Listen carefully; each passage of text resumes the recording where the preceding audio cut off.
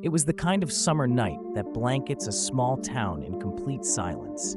The air still, the streets empty, the world seemingly holding its breath.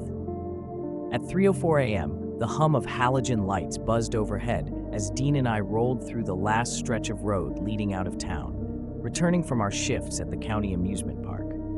We'd spent the day fixing rusted rides, cleaning up after cotton candy sick kids, and breaking down haunted house sets for the season.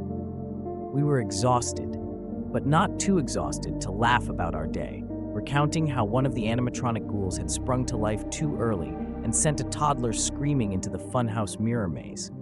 The laughter died when we hit the last major intersection before the hills began. The light there was notorious. It didn't matter the time or traffic, it always made you wait. The sensor was old, busted, maybe even cursed. Some said. You'd sit there for minutes, sometimes longer, staring into the void of the cross street that saw no cars, no pedestrians, not even stray dogs at this hour. Dean tapped the steering wheel with impatience. Seriously? Again? I shrugged, scrolling through my phone, not really paying attention. That's when headlights cut through the rearview mirror, silent, sudden, far too close behind us. I glanced up.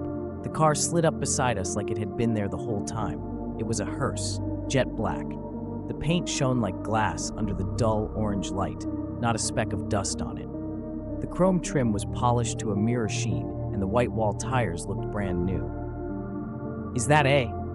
Dean's voice faltered as he turned to look. Why the hell would someone be driving a hearse at this hour? I stared. The window was rolled down, just a little, just enough to see the driver.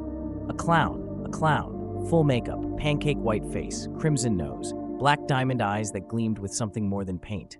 The red, exaggerated smile stretched impossibly wide.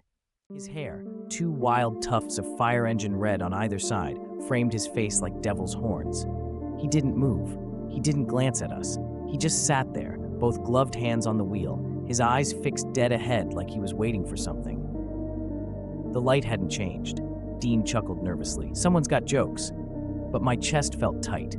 The longer I looked at him, the more wrong he seemed, like he wasn't wearing makeup at all. Like the red of his smile was bleeding into the corners of his cheeks, like the whites of his eyes were too white and too still. Then, the interior lights of the hearse flickered on, as if triggered by our attention, and in the back, visible through the partition glass, was a coffin. It wasn't closed. Something inside it moved. I gasped, and Dean swore, jamming his foot on the gas, but the light still hadn't turned green. The hearse remained motionless. The clown's face did not twitch, but I saw it then, a smile forming, not on his lips but in his eyes, like he was feeding on our fear. Then Dean's car died. The dashboard went black. The engine sputtered and stalled with a hollow gasp. Our phones? Dead. Mine slipped from my hand, screen blank. Total silence. Dean tried the key again. Nothing. No sound. The world felt sealed off, like we were underwater or behind glass. And then, the clown moved. He turned his head toward us, slow, mechanical, like a marionette whose strings had just been pulled taut. We froze. His eyes met mine, and he smiled, really smiled. His lips parted just enough to reveal teeth, not human ones. Long, thin, too many.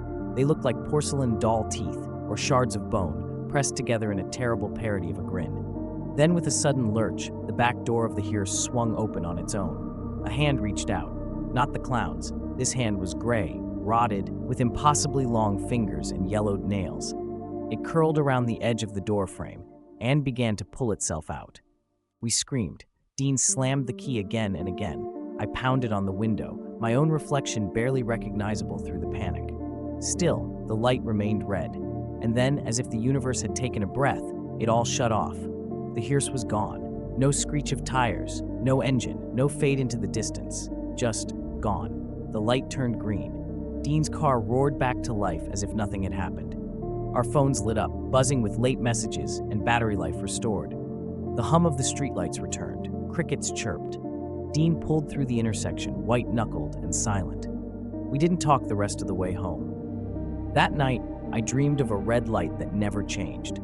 I was stuck in the middle of nowhere, my car dead, the clown's hearse inching toward me, closer every second, but never touching. Just watching. Every night since, I've had the same dream. Sometimes I see the clown in crowds, reflected in mirrors, staring from windows. Last week, Dean disappeared. His car was found at the same intersection. The light was red, and next to his car were tire marks, perfectly black, immaculately straight, like they were waiting, like he was waiting. And tonight, I have to drive home again, alone. Please, if you see a hearse at the red light, don't look, don't wait, drive.